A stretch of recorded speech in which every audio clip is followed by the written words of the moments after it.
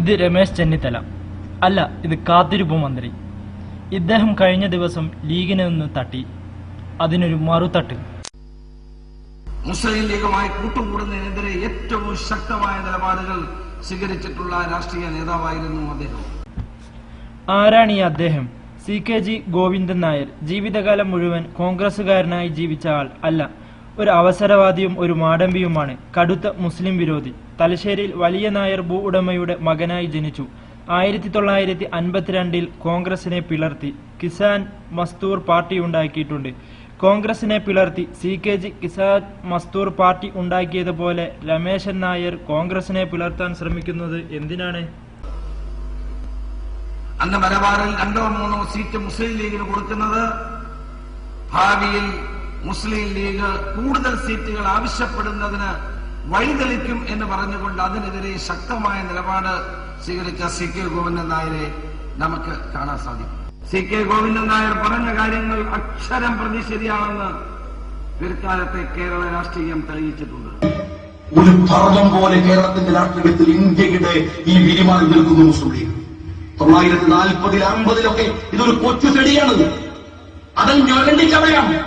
അന്ന് ഞരണ്ടാൻ വന്നവർ നിസ്സാരക്കാരല്ല. സർദാർ വല്ലഭായ് പട്ടേൽ, AKGയെ പോലെ EMS പോലെയുള്ള ഇരുതല മൂർച്ചയുള്ള വാള് കൊണ്ട് അന്ന് വെട്ടിയിട്ട് ആ കൊച്ചു ചെടിക്ക് പുറന്നു വെട്ടിട്ടില്ല.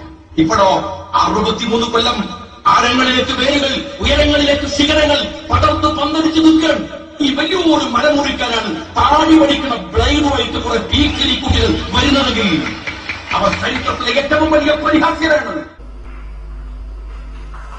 വർഗീയ ശക്തികളുമായും സാമുദായിക സംഘടനകളുമായും കോൺഗ്രസ് പുലർത്തേണ്ട ബന്ധം, ആ ബന്ധത്തിന് ഒരു ലക്ഷ്മണ രേഖ വേണം എന്നുള്ള CK ഗോവിന്ദൻ നായരുടെ പ്രസ്താവനയെ ഒരു KPCC പ്രസിഡന്റ് എന്നുള്ള നിലയിൽ ഞാൻ ഈ കോഴിക്കോട് വെച്ച് പൂർണ്ണമായി അംഗീകരിക്കുന്നു എന്ന് പറയുന്നത്.